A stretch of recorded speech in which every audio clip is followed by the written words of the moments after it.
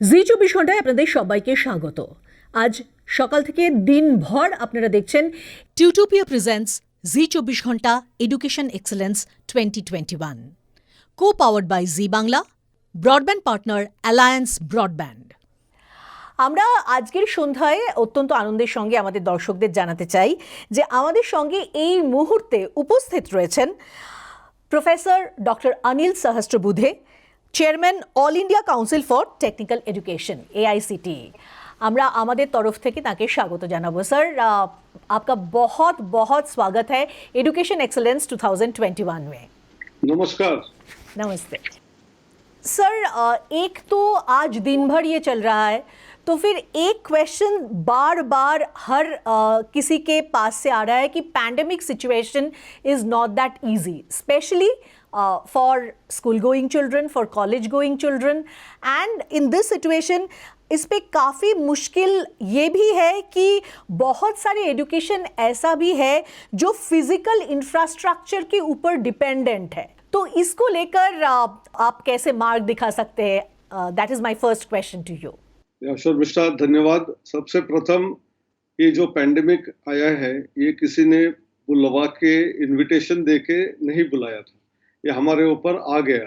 तो अभी हमको इसमें से कैसे रास्ता निकालना चाहिए, यही बड़ी बात है। तो इसलिए जो फिजिकल मोड में एजुकेशन की जरूरत तो सब लोग जानते हैं। स्वामी विवेकानंद जी ने बहुत पहले ही कहा था, हर आदमी के अंदर कोई ना कोई एक गुण होता है, उसको पहचानना, उसको प्रमोशन करना, उसको बढ़ावा देना, यह हर टीचर का कर्तव्य है। उसके लिए क्लासरूम में, लेबोरेटरी में एक दूसरे के साथ बैठकर सीखना, यही सही तरीका शिक्षा का है, शिक्षण का है, और एक्सेलेंस वहीं से आता है। लेकिन पैंडेमिक जब हो गया तब सारे कॉलेज स्कूल को बंद करना पड़ा, तो कोई दूसरा चारा नहीं रहा था, तो इसलिए ऑनलाइन एजुकेशन की शुरुआत हो गई। वैसे कुछ जगह में ऑनलाइन एजुकेशन पहले से भी था, लेकिन इसमें सारे स्कूल से लेकर कॉलेज से लेकर यूनिवर्सिटी तक सब लोगों को अडॉप्ट करके हम सब लोगों को ऑनलाइन में आना पड़ा है। उसमें कठिनाइयाँ जरूर हो रही है। सबसे पहले कठिनाई ये है कि हमारे टीचर्स को भी एक क्लास कैसे लेने चाहिए इसका कोई ज्ञान नहीं था, उसका कोई तजुर्बा नहीं था, एक्सपीरियंस नहीं था, तो उनको भी उसमें खुद को तैयार करना पड़ा। दूसरी तरफ जो छात्र अपने अपने गाँवों में, शहरों में अपने कॉलेज को छोड़कर घर चले गए, तो वहाँ इंटरनेट कनेक्टिविटी अच्छी है नहीं है, उसके ऊपर भी कुछ जगह में हमको अनेक समस्याएं, कठिनाइयां आई थी। और किसी जगह में इंटरनेट तो है, लेकिन किसी किसी छात्रों के पास कोई डिवाइस नहीं है, लैपटॉप नहीं है, पीसी नहीं है, स्मार्टफोन नहीं है, तो ऐसे अनेक समस्या तो जरूर आई। तो हर समस्या को कोई ना कोई हल होता है। तो हमने AICTE ने, सरकार ने, मिनिस्ट्री ने जो कदम उठाए उसमें से हमको ये पता चलता है कि ये सब होने के बावजूद शिक्षा को कंटिन्यू रखना, शुरू रखना, इसके लिए प्रयास किए गए थे। तो मैं एक दो तीन ही प्रयासों के बारे में बताऊंगा। एक तो जिस कॉलेज में इंटरनेट वगैरह का ट्रेनिंग है और टीचर्स को आसानी से क्लास ले सकते हैं और उनके छात्र भी जहां है वहां इंटरनेट कनेक्टिविटी है, वहां कोई समस्या नहीं आई। वो अपने आप पहले जमाने में जैसे थे उसके बदले में नए जमाने में नए तरीके से सीखना शुरू किया। लेकिन कई छात्रों को जहां ये समस्या थी वहां हमारे दो चीजें हैं। एक तो मूक प्लेटफॉर्म है स्वयं नाम का, उसके जरिए बहुत सारे कोर्स गत 4 साल से अनेक कॉलेजों ने बनाए थे, IITs ने बनाए थे, IIM ने बनाए थे, अलग अलग संस्थाओं ने, UGC ने, CEC ने, यानी आर्ट्स, कॉमर्स, साइंस से लेकर इंजीनियरिंग, लॉ, मेडिसिन के भी कुछ कुछ कोर्स ऑनलाइन प्लेटफॉर्म में स्वयं के रूप में मैसिव ऑनलाइन ओपन कोर्स के माध्यम से अवेलेबल है, और ये किसी भी वक्त आप देख सकते हो। यानी आज मेरे पास 1 घंटा इंटरनेट ठीक चल रहा है तो उस समय पे आप देख सकते हो, दूसरे घंटे में शायद नहीं है तो आप दूसरा कुछ काम करके दोबारा आ सकते हैं। दूसरा, जो जिसके जगह में इंटरनेट की सुविधा ही बहुत कम है, वहां ऐसे लोगों के लिए स्वयं प्रभा के 32 चैनल कंटिन्यूसली चल रहे हैं 24 घंटा, और हर 8 घंटे में वही रिकॉर्डिंग और एक बार दोबारा दिखाया जाता है। और इसमें गांव-गांव में सभी जगह में जहां-जहां ये DTH का पॉसिबिलिटी है, इसका मतलब एक 2-2,500 रुपए में एक एंटेना मिलता है, उसको यदि खरीद कर वो लगा देंगे तो अपने अपने घर में हर छात्र इस एजुकेशन को पा सकते हैं। उसके अलावा जो कॉमन सर्विस सेंटर्स है, गवर्नमेंट ऑफ इंडिया ने हर ब्लॉक लेवल में है, वहाँ कॉमन फैसिलिटी के जगह में भी कुछ कंप्यूटर्स, लैपटॉप्स रखे गए हैं और वहाँ इंटरनेट के माध्यम से क्लास हो सकता है। और डीटीएच का जो मैंने जिक्र किया, जिसके घर में टीवी भी नहीं है, वो वहाँ जाकर बैठकर अपना अपना अध्ययन कर सकते हैं। तो मेरे ख्याल से ऐसे अनेक उपक्रम किए और ऐसे भी उपक्रम है जहाँ डीवीडी को स्कूल एजुकेशन के लिए वहाँ वहाँ पहुँचाया गया और वहाँ लोकली कोई भी यदि उनके पास सुविधा नहीं है लेकिन टीवी का एक स्क्रीन है तो उसका भी इस्तेमाल करके एजुकेशन को कंटिन्यू करने के लिए प्रयास किया गया। इस तरह से जहां एक तरफ फेस टू फेस या क्लासरूम में बैठकर एजुकेशन पाना जरूरी है, वो नहीं हो पा रहा है, इसलिए उसका एक दूसरा सॉल्यूशन निर्माण करके सरकार ने सभी लोगों को सुव्यवस्था करके दी। सर, इसी बात पे हमारे यहाँ पे एडमस यूनिवर्सिटी के professor doctor Naveen Das, he is the pro vice chancellor, he has a question for you and he is asking that We have seen, particularly during the pandemic, that the quality of education and particularly outcome of education is not dependent on the physical infrastructure, whereas much of the quality parameters are dependent on physical infrastructure according to the council. So what is the council thinking about this, and has there been a reconciliation of the quality parameters where they would be less dependent on infrastructure and more dependent on the outcome of education? See, we have been all the time for the last maybe a decade or so talking about outcomes. यानी जो input parameters है उससे ज्यादा outcomes achieve करना ये महत्वपूर्ण है। एक आध जगह में एक इंफ्रास्ट्रक्चर का क्लासरूम में कमियां हैं या एक आध जगह में कोई फैसिलिटी थोड़ी सी कम है, तो उससे ज़्यादा इम्पोर्टेंट है कि छात्रों को हम कैसे समझाकर उनको ट्रेनिंग देकर उनको एम्प्लॉयबल एक तरफ और एंटरप्रेन्योरियल दूसरी तरफ बना सकते हैं।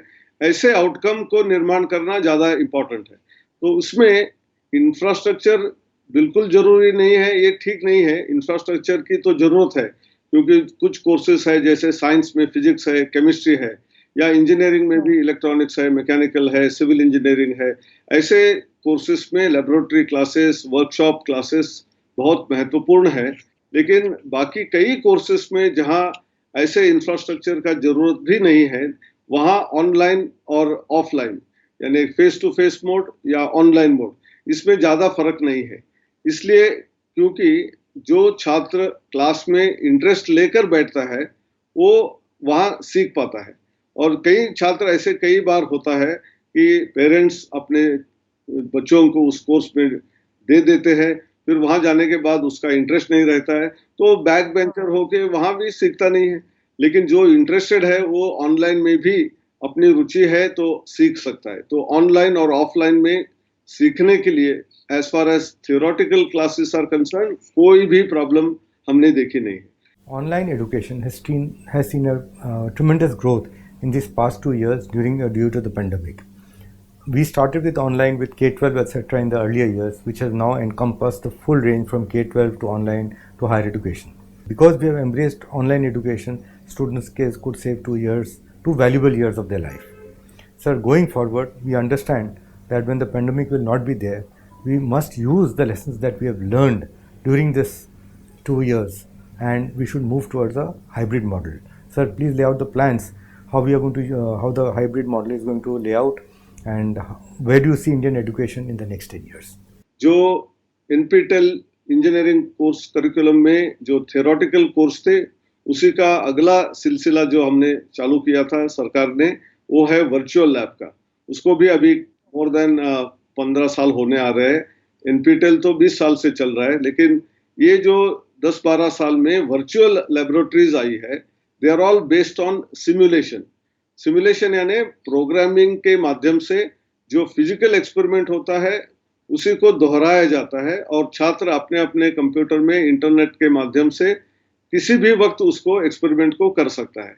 In fact there is a much more power in virtual labs than the physical labs. मैं थोड़ा समझाऊंगा कि जो फिजिकल लैब है वो इक्विपमेंट को चलाने के लिए एक समय पर एक ही ग्रुप कर सकता है काम, यानी एक छात्र या एक फैकल्टी मेंबर वो एक्सपेरिमेंट कर रहा है, एक 3-4 छात्र उसके साथ बैठकर उसके रीडिंग्स लेना, उसको एक्सपेरिमेंट को देखना, ऐसा हो सकता है। तो यदि एक साथ में 100 कैंडिडेट्स यदि है तो 100 के 100 एक साथ में वो एक्सपेरिमेंट कर नहीं सकते हैं, फिजिकल एक्सपेरिमेंट वहां 4 या 5 ही लोग कर सकते हैं, तो उनको बैच बाय बैच 25 बार करना पड़ता है, तब सारे 100 स्टूडेंट्स को वो एक्सपेरिमेंट को हम दिखा सकते हैं। लेकिन वर्चुअल लैब में उसी एक्सपेरिमेंट को पूरा का पूरा ऑलमोस्ट रियलिटी जैसे दिखाने के लिए जब कोशिश की जाती है, तो भले वो कोलकाता में बैठा है, दुर्गापुर में बैठा है, दिल्ली में बैठा है या बेंगलोर में बैठा है, वो छात्र उस एक्सपेरिमेंट को अपने अपने घर से, जगह से, अपने कॉलेज से देख सकता है और एक्सपेरिमेंट को कर सकता है। तो ये पावर ऑफ टेक्नोलॉजी है। तो हर स्टूडेंट एक ही समय पर अलग अलग पैरामीटर को इनपुट पैरामीटर्स बनाकर आउटपुट क्या आ रहा है उसको स्टडी कर सकते हैं। तो मेरे ख्याल से लेबोरेटरी क्लासेस में भी करीब करीब सभी एक्सपेरिमेंट को वर्चुअल मोड में, सिमुलेशन मोड में हम कर सकते हैं।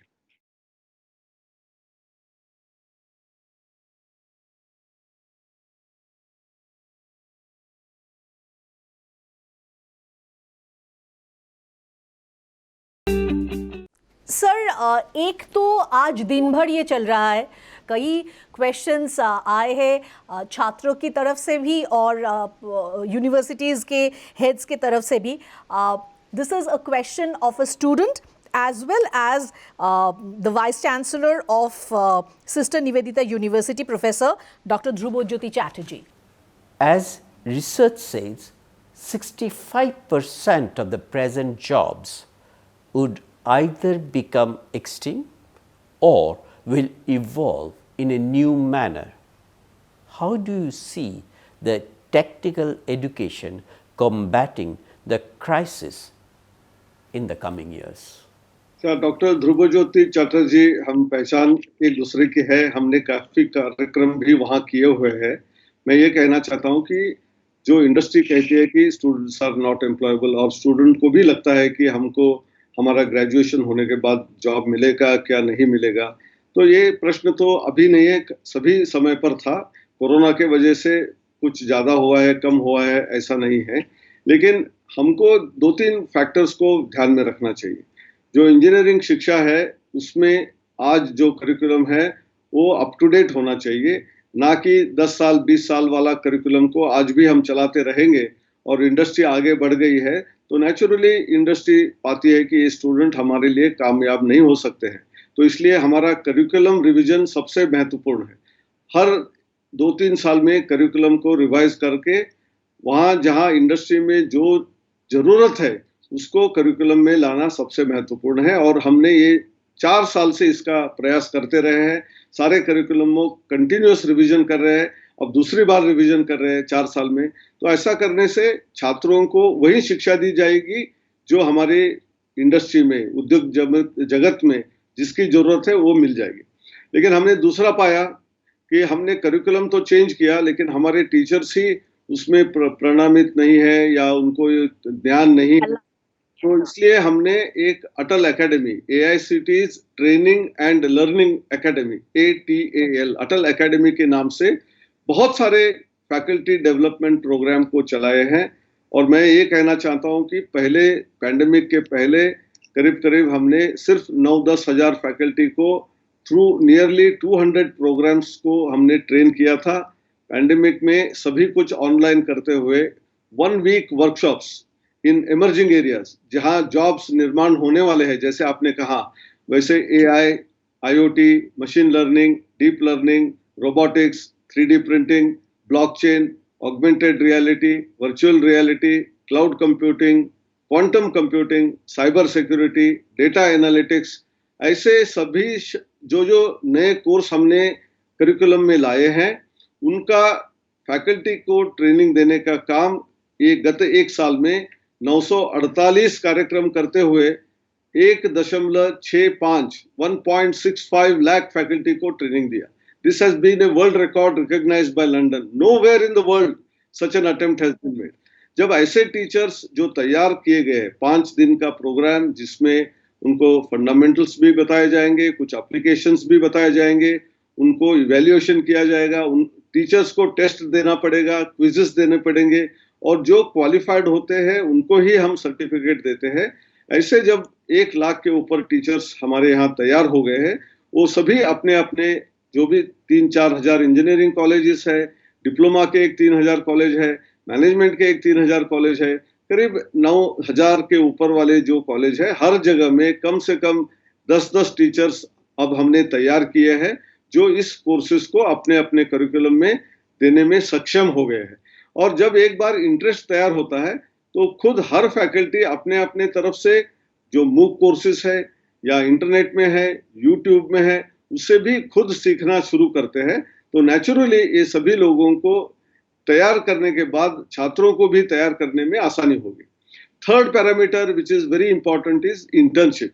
देखिए, मेडिकल एजुकेशन के बाद जब मेडिकल 4.5 साल का प्रोग्राम है, 1 साल जब तक छात्र हाउसमैनशिप नहीं करेगा, सीनियर डॉक्टर के साथ हॉस्पिटल में सुबह शाम ड्यूटी चक्कर नहीं लगाएंगे, पेशेंट को देखेंगे नहीं, तब तक उनको सर्टिफिकेट नहीं दिया जाता है और वो प्रैक्टिस नहीं कर सकते हैं।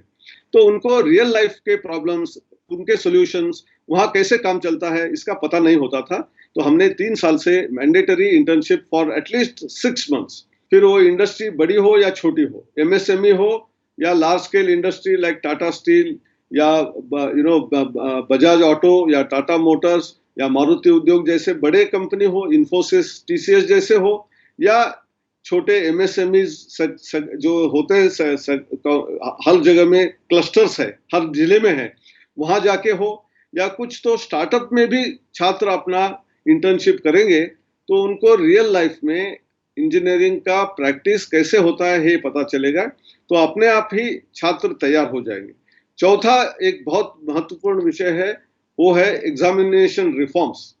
क्योंकि हमारे केजी से लेकर पोस्ट ग्रेजुएट एजुकेशन तक सारे क्वेश्चन पेपर जो हमारे टीचर सेट करते थे, they were based on rote learning, यानी रट्टा मारो, अपने दिमाग में जितना मेमोरी पावर है उतना रख लो, परीक्षा के दिन उसको लिख लो और पास होके कई बार अच्छे परसेंटेज 80-90% वाले छात्रों को भी इसका इस्तेमाल कहाँ होता है, इसका उपयोग कहाँ होता है, ये किस लिए है, ऐसे प्रश्न पूछने से पता नहीं होता था।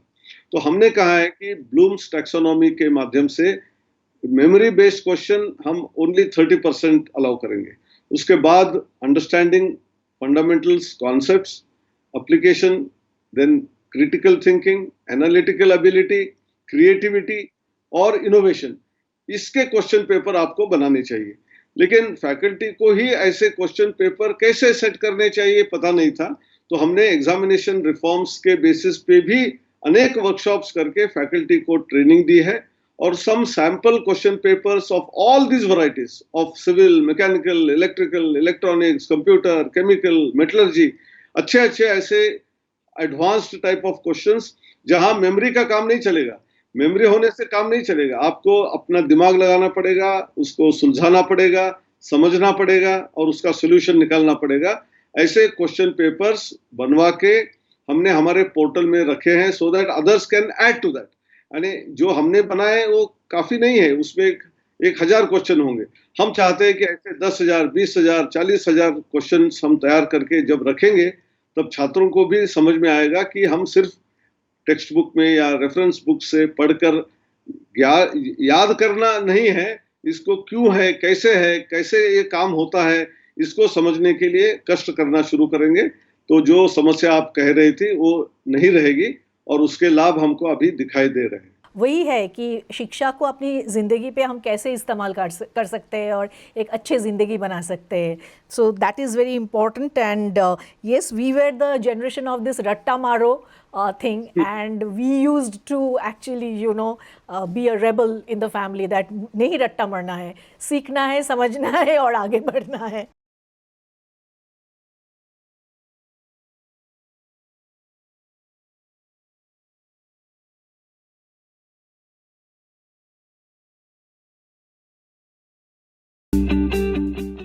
Sir, regarding this internship, there's a question from Professor Dr. Shubroto Kumar De, Vice Chancellor, Swami Vivekananda University.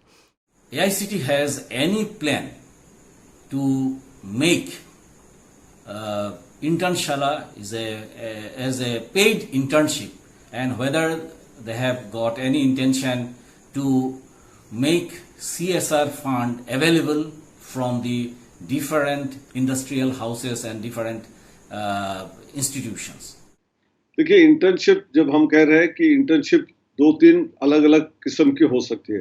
पहले इंटर्नशिप वो है जहां स्टूडेंट को ही स्टाइपेंड मिलता है। ऐसे बहुत इंडस्ट्री, हमने ministry of housing and urban affairs उनके साथ जो एमओयू किया है, गवर्नमेंट डिपार्टमेंट है, वन ऑफ द मिनिस्ट्रीज, उनके सारे जगह में प्रोजेक्ट चलते हैं, रूरल एरिया से लेकर सिटी में, स्मार्ट सिटीज है। यहाँ जब तक स्टूडेंट नहीं जाएंगे और देखेंगे तो उनको उसका अनुभव नहीं होगा। और जब छात्र वहां जाता है तो कई बार जो इंजीनियर्स जो 15-20 साल के तजुर्बे वाले हैं, वो जो सोचते नहीं है, वो आउट ऑफ बॉक्स सॉल्यूशन कई बार छात्रों से आता है। तो ये विन विन सिचुएशन है। कई बार ऐसा होता है कि छात्र तो सीख रहे हैं वहाँ क्या चल रहा है, लेकिन वहाँ नई आइडिया आएगी तो वो इम्प्लीमेंट भी कर सकते हैं। तो ऐसे जगह में इंडस्ट्री हमको स्टाइपेंड भी देती है। ऐसे 5,000, 8,000, 10,000, कई कई जगह में 15-20 हजार भी छात्रों को महीने में मिलते हैं। तो ऐसे 5-6 महीने का इंटर्नशिप जब करेंगे तब उनको वहाँ अपना खर्चा निकालने के लिए और थोड़ा सा सपोर्ट सिस्टम भी होता है। कुछ और इंडस्ट्रीज है, वो कहते हैं कि हम हमारा ऑलरेडी टाइम दे रहे हैं, हमारी इंडस्ट्री की फैसिलिटी दिखा रहे हैं, दे रहे हैं, तो हम कोई इंटर्नशिप में स्टाइपेंड नहीं देंगे, लेकिन हम एक्सपीरियंस देंगे, एक्सपोजर देंगे। तो ऐसे मैक्सिमम है। जो स्टाइपेंड देने वाले थोड़े एक 10-20% होंगे, बाकी एक 40-50% जो है वो बिल्कुल कोई भी नहीं देते, लेकिन कुछ मांगते भी नहीं। कुछ ऐसे भी छोटे मोटे इंडस्ट्रीज हो या ऐसे इंटर्नशाला का आपने जिक्र किया, ऐसे और भी कुछ ऑर्गेनाइजेशंस है, वो कहते हैं कि हमारे पास तो इतना पैसा नहीं है, हम ये फ्री में नहीं दे पाएंगे, तो आप लोग हमको एक नॉमिनल अमाउंट 5,000 वगैरह देने से, हमारे ट्रेनर्स उनका भी सैलरी देना है, हमारी फैसिलिटी में खर्चा आता है, तो हम उसको इंटर्नशिप देंगे। तो that also is a small number. हमने तो फ्लेक्सिबिलिटी दी हुई है कि छात्रों को हम जो चाहिए मर्जी वहां जा सकते हैं। जो पेड इंटर्नशिप में जाना चाहता है हम उसको भी रोक नहीं रहे, लेकिन maximum internships neither stipend is available nor there is any fee that is going to be charged by anyone, and that is the maximum one. And to increase that and also increase the number of internships with stipend, we have been constantly working with all big and small companies. We have Microsoft onboarded, we have Google onboarded, we have Apple onboarded, we have IBM onboarded, we have Cisco onboarded. These are all big multinational companies. We have also Indian companies like TCS, Infosys, Wipros, as well as Tata Steel, Bajaj Auto, Maruti Udyog, ऐसे भी है। और उसके अलावा MSMEs and startups also are giving. और हमारा एक internship portal है जहां अपने अपने शहर में, गांव में कहाँ इंटर्नशिप अवेलेबल है वो भी इंफॉर्मेशन है, उसकी क्या जरूरत है वो मांग रहे हैं, आपका कौन से डिसिप्लिन का ट्रेनिंग है तब हम लेंगे, ये सब हमने वहां दिया हुआ है। और अभी तक करीब करीब 2.65 यानी 2.65 लाख इंटर्नशिप्स हमारे पास जमा है। ये उस इंस्टीट्यूशंस के लिए है जो टियर 2, टियर 3 सिटीज में है या टाउन्स में, विलेजेस में है, क्योंकि बड़े शहरों के अच्छे कॉलेज को इंडस्ट्री पार्टनरशिप आसानी से हो जाती है, अपने अपने छात्रों को वो इंटर्नशिप अपने बल पर ही दे सकते हैं। लेकिन जो गांव में कॉलेज है वहाँ उनका कनेक्ट नहीं है, तो उनको कनेक्ट करने का ये काम हम कर रहे हैं। वहाँ करीब 60 लाख छात्र ज्वाइन किए हैं, लेकिन हमारा आज कैपेसिटी करीब 3 लाख तक ही है, लेकिन हम धीरे धीरे उसको बढ़ाते हुए 10 लाख, 40 लाख, 50 लाख, 1 करोड़ इंटर्नशिप अवेलेबल करके देने का हमारा वादा है। और अगले 1-2 साल में ये करेंगे तो 10 लाख, 15 लाख छात्र है और 1 करोड़ इंटर्नशिप अवेलेबल है, तो स्टूडेंट्स को उसमें चॉइस भी मिलेगा। तो मेरे ख्याल से इंटर्नशिप के लिए बहुत बड़े पैमाने पर हमने किया है। और सरकार ने अप्रेंटिसशिप के भी रूल बदलने के वजह से, जिसको समझ लीजिए कि अपने ग्रेजुएशन के समय पे इंटर्नशिप नहीं मिली तो ग्रेजुएट होने के तुरंत बाद स्टाइपेंड के साथ अप्रेंटिसशिप कर सकता है और मोस्ट एम्प्लॉयबल आदमी बन सकता है। और जो नई नई टेक्नोलॉजीज आ रही है उसके लिए भी हमारे यहाँ एक पोर्टल हमने डेवलप किया है. It is called NEAT, national educational alliance for technology, जिसमें हर छात्र को अलग अलग विषयों में ट्रेनिंग देने के लिए ये सॉफ्टवेयर डेवलप किए गए हैं. उसमें artificial intelligence based personalised learning possible होता है. यानी एक छात्र का लेवल ऑफ अंडरस्टैंडिंग आज कितना है उसको टेस्ट करते हुए, उसको मार्गदर्शन करते हुए, automatically that portal will take him through a journey where at the end of that whatever that module, he will be the same expert as anyone else who had already prior information. यानी किसी को वो रास्ता तय करने के लिए 3 महीने लगेंगे तो किसी को 6 महीने लगेंगे. कोई बहुत ही स्मार्ट है, पहले से कुछ जानता है तो 1 महीने में करेगा. तो ऐसे प्रोडक्ट्स को हमने ऑनबोर्ड किए हैं. और उसका एक इम्पॉर्टेंट चीज ये था कि उसमें 4 स्टूडेंट यदि वो प्रोडक्ट को खरीदते हैं, it's all well vetted, very robust mechanism of selection of these products.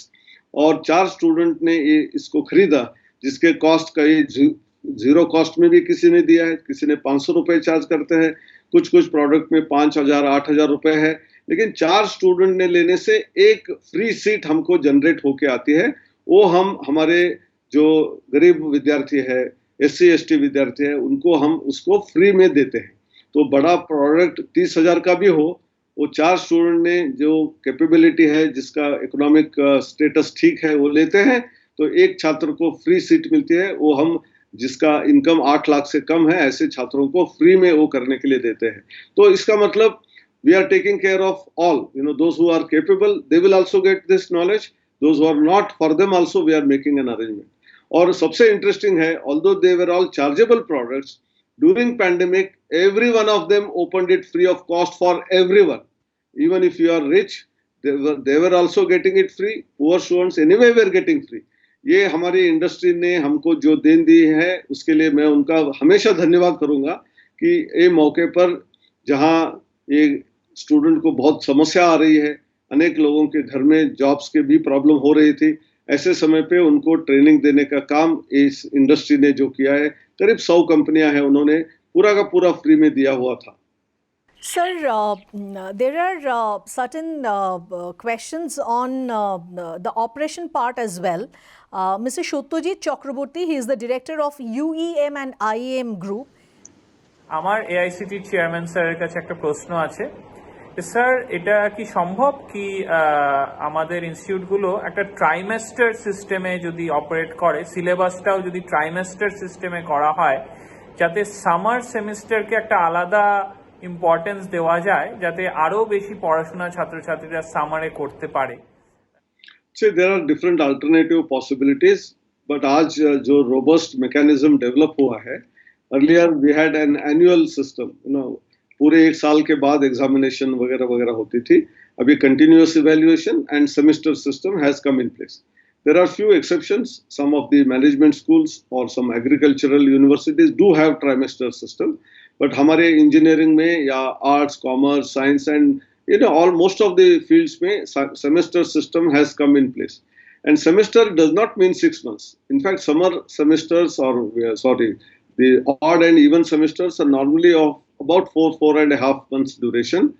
The students do get a winter vacation of about 20-25 days and a very clear summer vacation of 2 to 3 months, depending on how the calendar is set. So, इनको either full semester 6 months के लिए भी जा सकते हैं, including that summer vacation for an internship, और 2 महीने का जो वेकेशन होता है उस समय पे जाके भी प्राप्त कर सकते हैं. तो we have found that there is no need as on today to shift to trimester system. In a semester system with long vacations which are accessible, available to all universities and colleges, if you make use of that effectively, there is no problem of making internships mandatory, giving practical exposure possible, and all of this is already achievable and is being achieved. Sir, this year AICT allowed students of +2 level of other subject combination. This is a very good attempt. Will it be implemented in Pan India and when? No, this is already made as a policy decision and we have already brought it in the approval process handbook. But certainly may be implemented by some institutions this year, but many institutions will have to get themselves prepared. Different state governments have to also be prepared.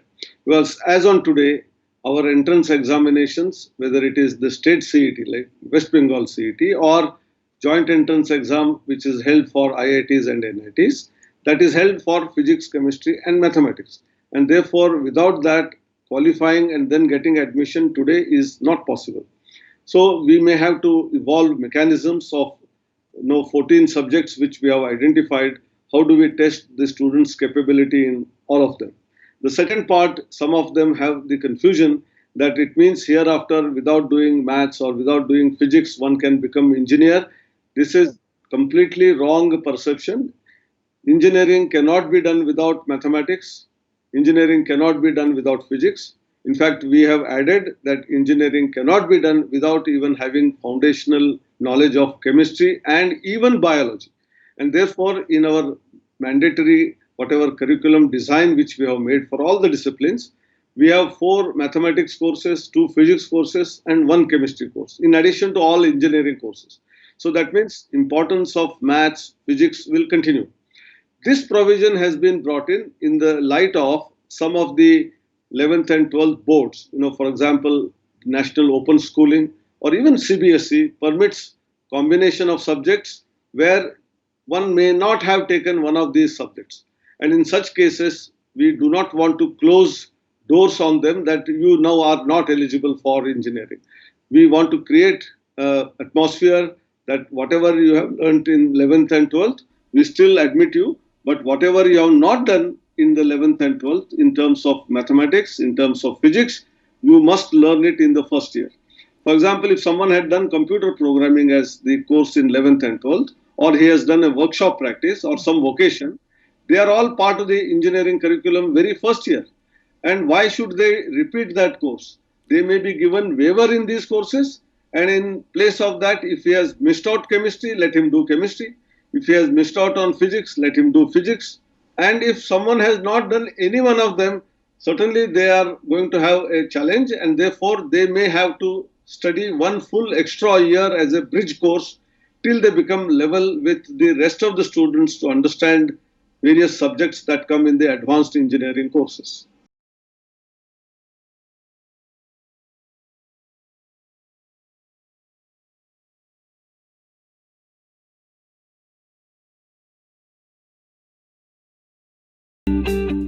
Sir, there's a question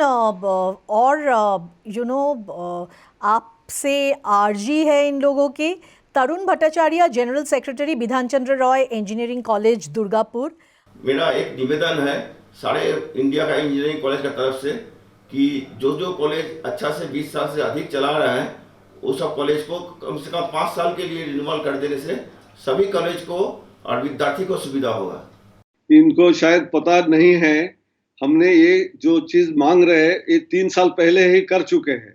एक है जो national board of accreditation से accredited institution है, या जो universities है उनको NAAC accreditation है जिसका level 3.26 out of 4 and above है इन द नैक एक्रेडिटेशन। और एनबीए एक्रेडिटेशन में यदि आपका एक्रेडिटेशन 3 साल के लिए मिला है या 6 इयर्स के लिए 6 साल के लिए मिला है, उतने साल तक उनको एनुअल अप्रूवल की जरूरत नहीं है, उनको 3 या 6 साल के लिए अप्रूवल हम डायरेक्टली दे देते हैं। तो मेरे ख्याल से ये उनके ध्यान में नहीं है। दूसरा, जिस कॉलेज को ऑटोनॉमी मिली है, ऑटोनॉमी जिस कॉलेज को यूजीसी और मिनिस्ट्री ऑफ एजुकेशन से मिल गई है, normally earlier that was for 6 years, आजकल 10 साल के लिए ऑटोनॉमस इंस्टीट्यूट को ऑटोनॉमी दी जाती है। तो जितने साल के लिए आपको ऑटोनॉमी दी गई है उतने साल के लिए एआईसीटी से अप्रूवल ऑटोमेटिकली मिल जाएगा।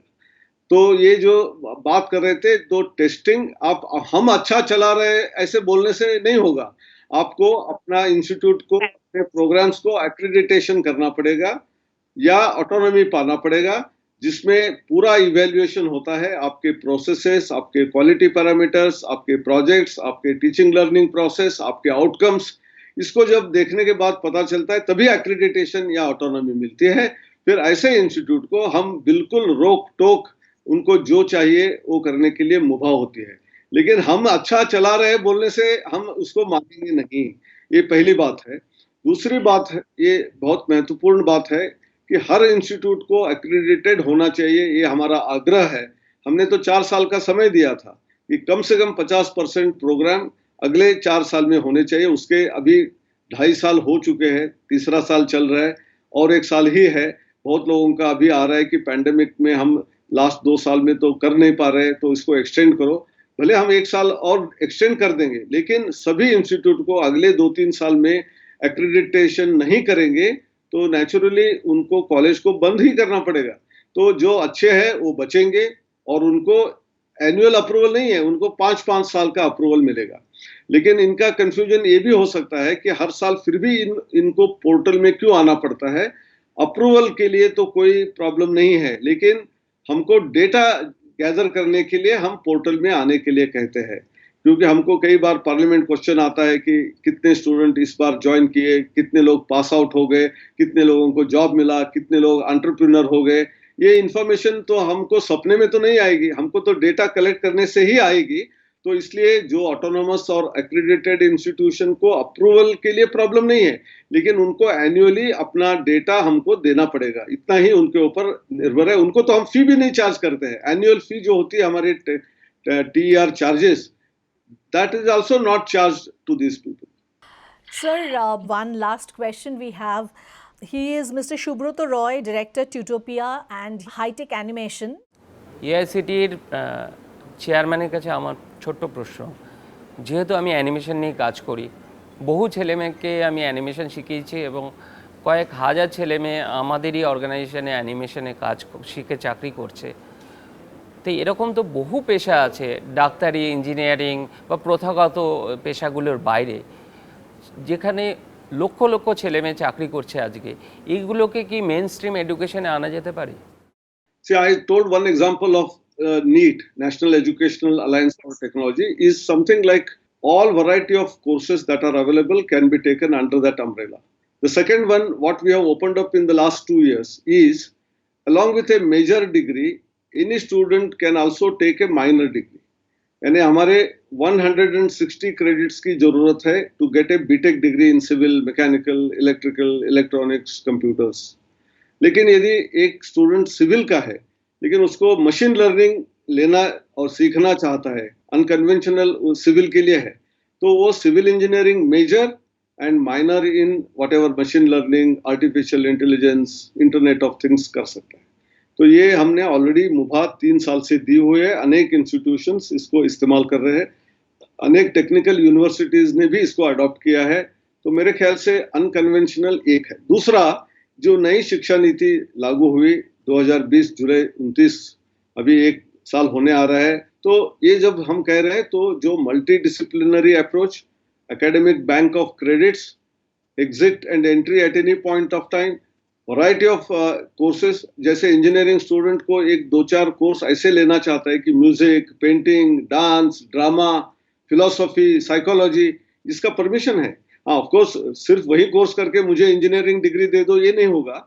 लेकिन हमारे इंजीनियरिंग करिकुलम के साथ यदि किसी को पेंटिंग सीखना है, फोटोग्राफी सीखना है, म्यूजिक सीखना है, तो that will be officially credited into your grade sheet.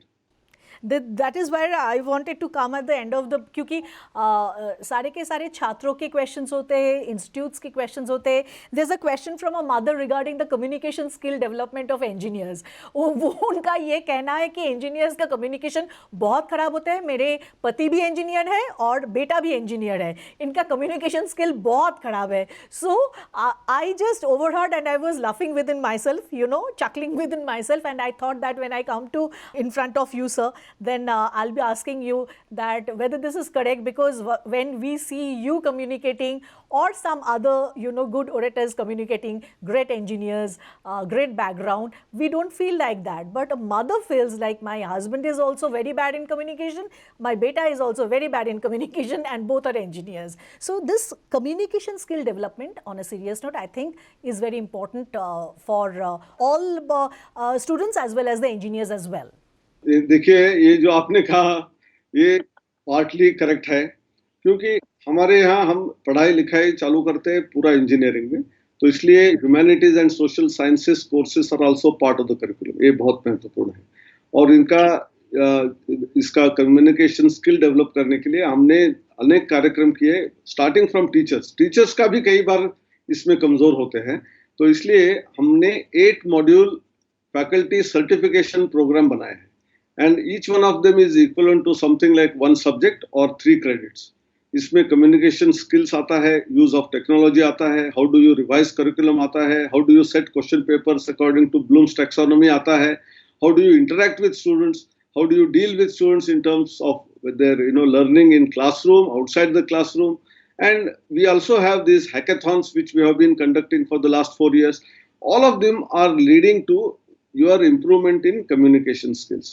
And in the first 3 weeks of students, when they join the institution, we have started another program which is also very, very significant. I didn't refer earlier, which is called Student Induction Program. And it is of 3 weeks duration.